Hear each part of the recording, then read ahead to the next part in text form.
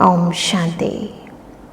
श्राद्ध, जिसका शाब्दिक अर्थ है श्रद्धांजलि। और हम सभी जानते हैं कि हम श्रद्धांजलि किन को अर्पित करते हैं। वो जो कभी हमारे बीच थे, आज नहीं है, देह में नहीं है, परंतु दिलों में है, जिनके कारण हमारा आज है।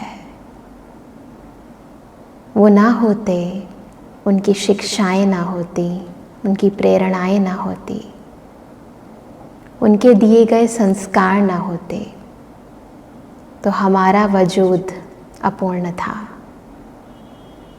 जिनको हम बहुत प्यार करते हैं और प्यार करते रहेंगे, तो ऐसी विशेष आत्माओं के प्रति अपने मन के उद्गार प्रकट करना,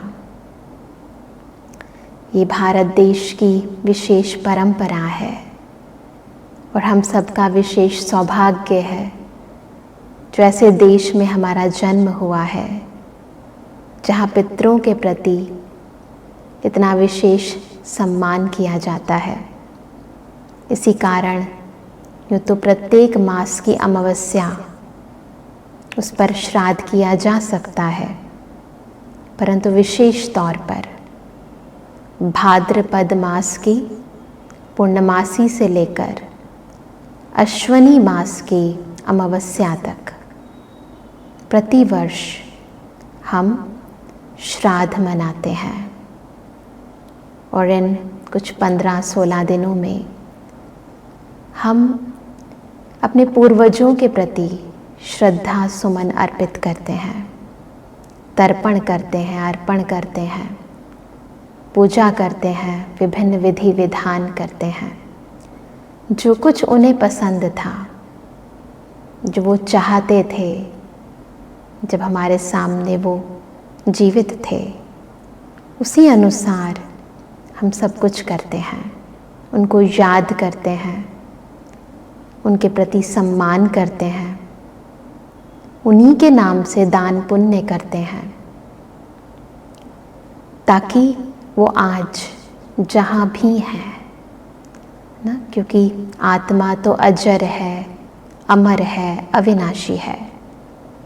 भले उस शरीर में वो आज नहीं है जिसमें हमने उन्हें अपना माता पिता दादा दादी ना वो समझा या माना, परंतु इसी दुनिया में किसी न किसी वेश में, किसी और देह में वो आज भी हैं। और क्योंकि ये श्राद्ध उस आत्मा के प्रति है, तो वो जहाँ भी हैं, जिस भी देह में है, जिन भी लोगों के बीच में है, हमारे मन के भाव, हमारी ये श्रद्धा भावना, हमारा ये सम्मान, हमारी ये पवित्र याद उन तक ज़रूर पहुंचती है। दुनिया में भी जब कोई व्यक्ति जीवित भी होता है और हमसे दूर चला जाता है, कई बार ऐसा होता है ना, हम उनको याद करते हैं, हमारे बीच नहीं है, बाहर किसी और कंट्री में है, और तुरंत उनका फ़ोन आ जाता है और हम क्या कहते हैं, अभी आपको याद ही तो कर रहे थे। तो ये कौन सा कनेक्शन है? कई बार हम इसको टेलीपैथी कह देते हैं। ये मन का मन से कनेक्शन है, आत्मा का आत्मा से कनेक्शन है। तो भले जब कंट्री चेंज हो जाती है, तो जब कनेक्शन जुट सकता है, तो उस मनुष्य आत्मा ने आज दूसरा चोला धारण कर लिया है, परंतु क्योंकि मन मिला हुआ है, तो यहाँ जितना आप उनके प्रति सम्मानजनक भाव उत्पन्न करेंगे, उतनी ही भावना, उतना ही प्यार वो वहाँ रिसीव करेगी आत्मा, उसे अंदर से खुशी होगी। तो इन श्राद्ध के कुछ दिनों में हम अपने मन के इन्हीं उद्गारों को प्रकट करते हैं, उनको याद करते हैं। न केवल उनको, परंतु यदि हम सच में अपने आप को ईश्वर की संतान मानते हैं, तो संपूर्ण संसार की प्रत्येक मनुष्य आत्मा का दायित्व इस वसुधैव कुटुंब की भावना को अपने मन में धारण करते हुए हमारे मन में हर एक आत्मा के प्रति ये भाव रहता है कि वो जहाँ भी है न, जो भी कर्म कर रही है वो सुखी रहे, शांत रहे। तो न केवल वो जिन्हें हम जानते हैं, परंतु वो आत्माएं भी जिन्हें भले हम नहीं जानते, जो अतृप्त हैं। कई बारी हमारे अपनों की मृत्यु या परायों की मृत्यु, जिन्हें हम टेलीविज़न पर देखते हैं या हम अड़ोस पड़ोस में सुनते हैं, नहीं भी सुनते तो जानते तो हैं कि बहुत सारे ऐसे लोग हैं जो अचानक मृत्यु को प्राप्त कर लेते हैं, तैयार नहीं होते मेंटली ना, पहले से उन्हें पता ऐसा नहीं होता, एक्सीडेंटल मृत्यु हो जाती है। कई लोग सुसाइड अटेम्प्ट कर लेते हैं। तो ऐसी आत्माएं जो तृप्त नहीं होती हैं, तो ऐसी आत्माओं को भी शांति मिले, उनके अंदर जो अतृप्ति है वो भी तृप्त हो जाए। क्या चाहिए हर एक आत्मा को? शांति ही तो चाहिए, सुख ही तो चाहिए, प्रेम ही तो चाहिए। तो जब सच्चे दिल से हम उन आत्माओं के प्रति ना ये सोचते हैं कि वो आत्माएं शांत रहें, वो भी सुखी हों, उनको भी प्रेम मिले ना, उनकी भी आगे आने वाली जो जर्नी है, क्योंकि प्रत्येक मनुष्य आत्मा एक यात्री की तरह ही तो है, एक स्थान से दूसरे स्थान पर जन्म पुनर्जन्म की साइकिल में आती रहती है। तो अपनी आने वाली जर्नी बहुत ही सुचारू रूप से, सुखद रूप से करें। तो ऐसी भावनाएं हम अपने मन में जागृत करें। कई बारी कईयों के मन में आता है, क्योंकि जब हम श्राद्ध करते हैं तो विभिन्न विधि विधान करते हैं, ब्राह्मणों को खिलाते हैं। तो कई लोग पूछते हैं कि यदि हमारे घर की स्थिति ऐसी नहीं है कि हम इतने लोगों को खिला सकें, है ना, होता है, हर एक की अपनी अपनी फाइनेंशियल कंडीशन होती है, तो क्या हमारा श्राद्ध नहीं पहुंचेगा? परंतु फिर वही बात आती है, क्योंकि श्राद्ध का अर्थ मतलब तो वही है ना, श्रद्धा भावना ना। श्राद्ध अर्थात श्रद्धांजलि, और श्रद्धांजलि तो मन से की जाती है, धन से नहीं की जाती है। हम ऊपर से करें परंतु अंदर में अपने कारोबार में बिजी रहें, तो वो भावनाएं चाहे आपकी कितनी भी महंगी हो, कितना भी आप किसी को खिलाओ पिलाओ, वो नहीं पहुंचती। परंतु मन के उद्गार, जितना अंदर सच्चाई है, सफाई है, उनके प्रति शुभ भावनाएं हैं, यदि आप धन से कुछ नहीं भी कर पाते हो, परंतु वो ज़रूर पहुंचती हैं, क्योंकि मनुष्य आत्मा को आप ये भावनाएं पहुंचा रहे हो। आत्मा जो कि देह से अलग है ना, जो भावनाएं कैच करती है, जो धन कैच नहीं करती, जो स्थूल पदार्थ कैच नहीं करती, है ना। हम लोग तर्पण करते हैं, अर्पण करते हैं, वो करना है, ऐसा नहीं, हम मना नहीं करते हैं, परंतु उनके पीछे जो भावनाएं हैं उनको समझकर फिर करना है ना। हम पवित्र ब्राह्मणों को क्यों खिलाते हैं?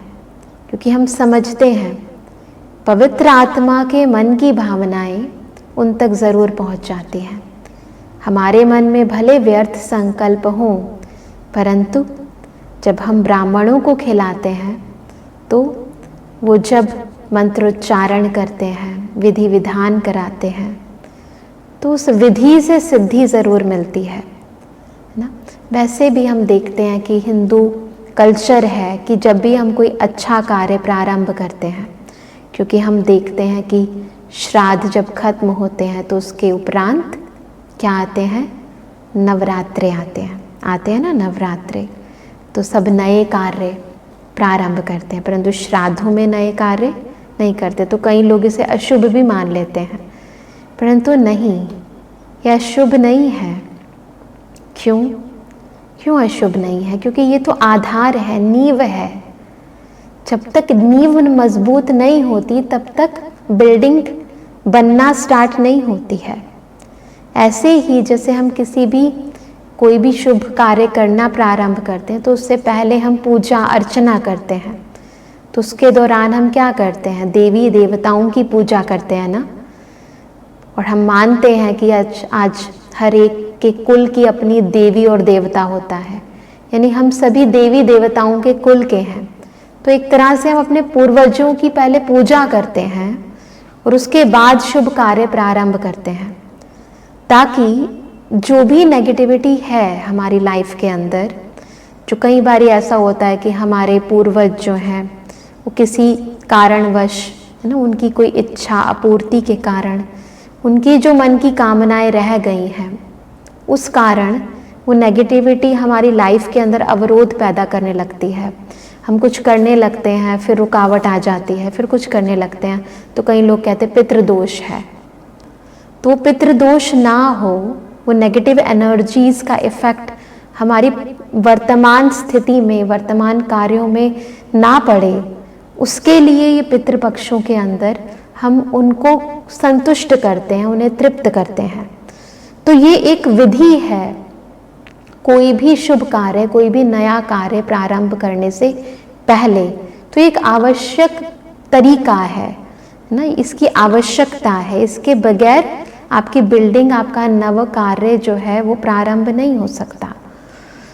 तो जब हम श्री गणेश जी का विसर्जन कर देते हैं, तो उसके बाद नवरात्रि आने से पूर्व, नव कार्य प्रारंभ करने से पूर्व, हम इन श्राद्ध के दिनों में उन सभी एनर्जीज को तृप्त भी करते हैं, और वो एनर्जीज जो रुकावट, नेगेटिव एनर्जी जो रुकावट का कारण बन सकती हैं, उनको भी शांति का दान देते हैं, उनको पूजा पाठ, है ना, दान पुण्य के द्वारा तृप्त करते हैं, ताकि नवरात्रों में जो हम नया कार्य प्रारंभ करने जा रहे हैं उसमें कुछ रुकावट ना आए। तो हमें समझना है कि ये विधि है, इस विधि को यथार्थ समझना है हमें, और यदि इसी अनुरूप हम कार्य करते हैं तो आप कोई भी नया कार्य जब प्रारंभ करेंगे आपको दिक्कत नहीं आएगी। तो पितृपक्ष के अंदर ये जो पाक्षिक है, ये जो 15-16 दिन है, इनके अंदर हमें पूरे दिल के साथ, श्रद्धा भावना के साथ, जो भी हमारे पूर्वज हैं, आपके दादा हैं, आपकी दादी हैं, आपकी माता जी हैं, आपके पिताजी हैं, उन सभी आत्माओं को हमें अपने मन के श्रद्धा सुमन अर्पित करने हैं। दिल से कहना है कि आप जहाँ भी हैं, आप जिस भी वेश में हैं, आप सुखी रहें, आप शांत रहें, आपका जीवन समृद्ध रहे, धन धान्य से, सुख चैन से परिपूर्ण रहे, है ना। इस प्रकार से यदि भावनाएं हम क्रिएट करते हैं तो वो लोग वहाँ भी तृप्त रहते हैं और उनकी दुआएं भी हमें प्राप्त होती हैं, है ना। और दुआएं हमेशा मनुष्य आत्मा को आगे बढ़ाती हैं। और कई बार ऐसा भी होता है कि जब वो जीवित थे तो हम उनके मन की कामनाएं पूर्ण नहीं कर पाए, या हमने कुछ ऐसा कर दिया जो उनकी इच्छाओं के विरुद्ध था, तो बाद में हमें पश्चाताप होता है। तो इन दिनों में इस पश्चाताप को भी हम दूर कर सकते हैं, उन आत्माओं से माफ़ी मांग सकते हैं, क्षमा याचना कर सकते हैं, ताकि उनके अंदर वो जो हमारे प्रति भावनाएं थी, क्योंकि आप यदि किसी का कहना नहीं मानते तो डेफिनेटली उसके मन में आपके प्रति कुछ तो भावनाएं होंगी ना, नेगेटिव भावनाएं उजागर हो ही जाती हैं कि मेरा बेटा मेरा कहना नहीं मानता, मेरी बेटी मेरा कहना नहीं मानती। तो उनसे क्षमा याचना करना बहुत ज़रूरी है। तो आप अपने पश्चाताप को भी इन दिनों में दूर कर सकते हो, है ना। तो कई तरह की विधि विधान होते हैं, परंतु उन सभी विधि विधानों का जो मूल अर्थ होता है वो यही होता है कि उनको प्रसन्न करना। वो जहाँ भी हैं उनको उसी रूप में उजागर करके, क्योंकि हम तो उनको उसी स्वरूप में जानते हैं ना, परंतु उनके प्रति श्रद्धा भाव अपने जागृत करना, उनको याद करना, उनके साथ साथ विश्व की समस्त मनुष्य आत्माओं के प्रति भी सभी सुखी रहे, सबका मन शांत रहे, ऐसी भावनाएं जागृत करना। तो ये नकारात्मक शक्तियाँ, क्योंकि मनुष्य आत्मा भी एक शक्ति है, तो उस एनर्जी के ऊपर विभिन्न एनर्जीज जिनके बीच में हम रहते हैं उनका प्रभाव पड़ना स्वाभाविक होता है, क्योंकि आत्मा अपने को बॉडी कॉन्शियसनेस में रहकर फिर कार्य करती है। तो इन शक्तियों का प्रभाव मनुष्य आत्मा पर ऑटोमेटिकली पड़ने लगता है। परंतु जब हम अपने मन से ये पॉजिटिव वाइब्रेशंस क्रिएट करते हैं हर एक के प्रति, हर एक मनुष्य आत्मा के प्रति, तो ऑटोमेटिकली उस नेगेटिविटी का प्रभाव आपके ऊपर नहीं पड़ता है। इसलिए हम सभी को विशेष तौर पर इन दिनों पर, परंतु वैसे देखा जाए तो हर रोज़ कुछ समय निकालकर ज़रूर प्रत्येक मनुष्य आत्मा के प्रति ये मनसा सेवा ज़रूर करनी चाहिए।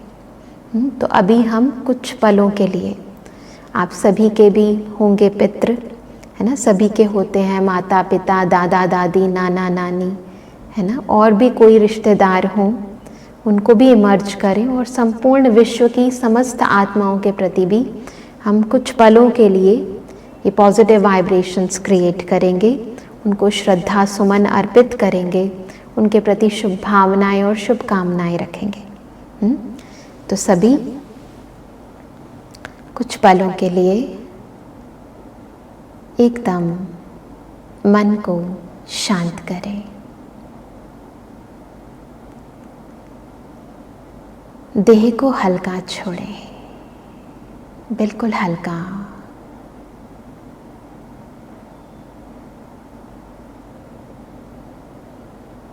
और स्मृति में लाएं अपने उन पितरों को, उन विशेष आत्माओं को जिनके कारण आज हम इस दुनिया में अच्छा जीवन बिता रहे हैं, जिनके कारण हमारे अंदर इतने अच्छे संस्कार हैं जो हमारे जीवन का आधार है, जो जब थे तब भी हमें प्यारे थे और आज नहीं है तो भी उनका प्यार हमारे साथ है।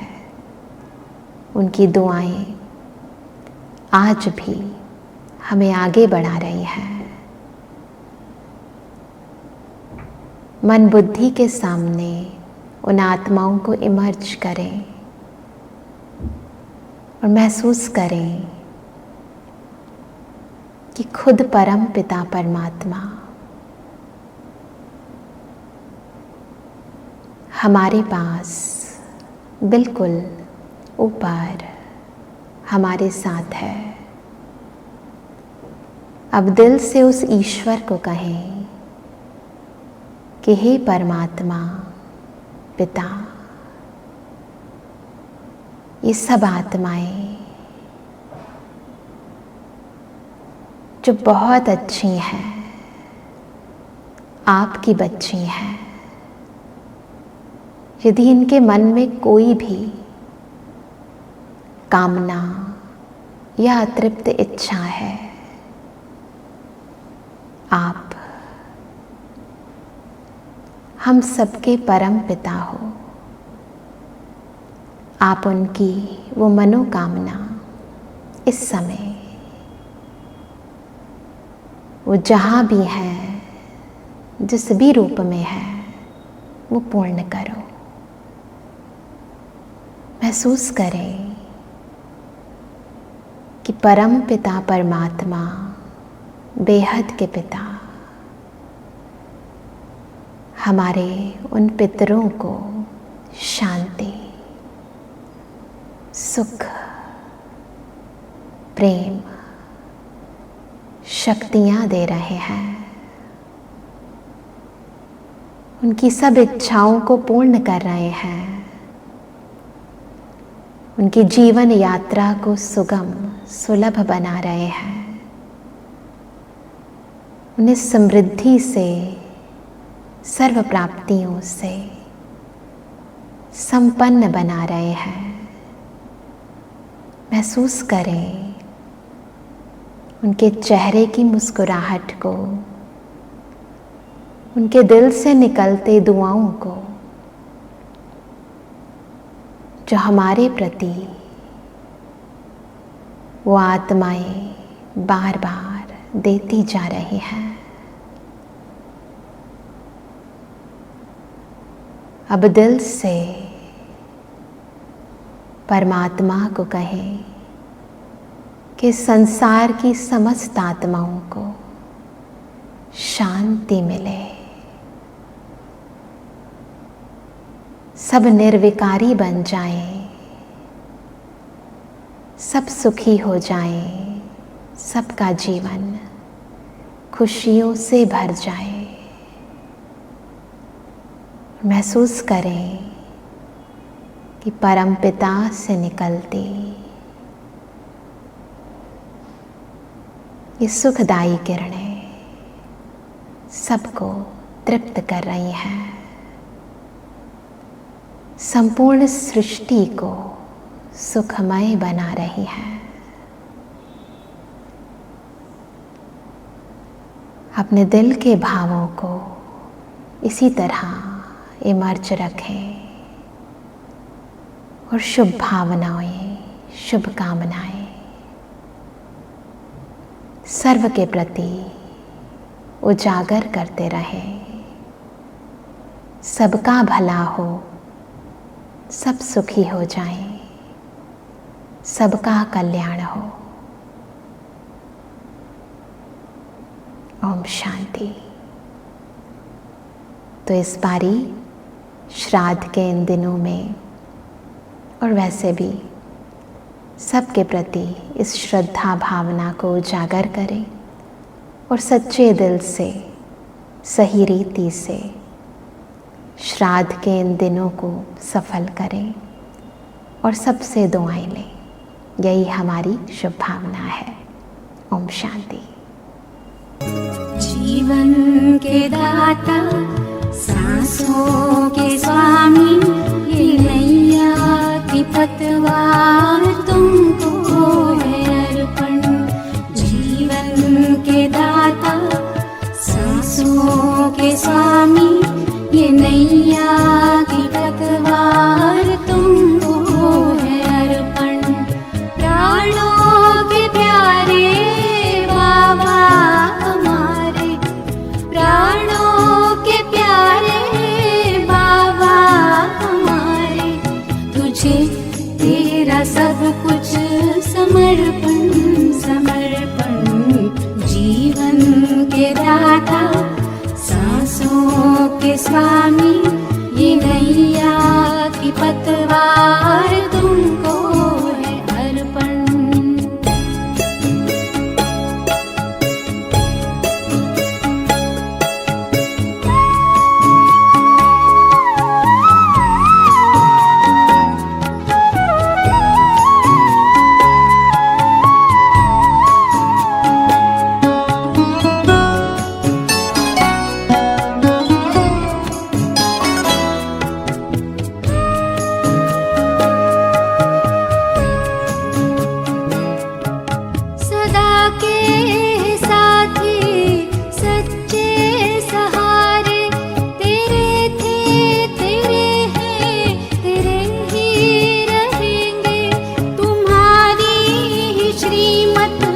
चलते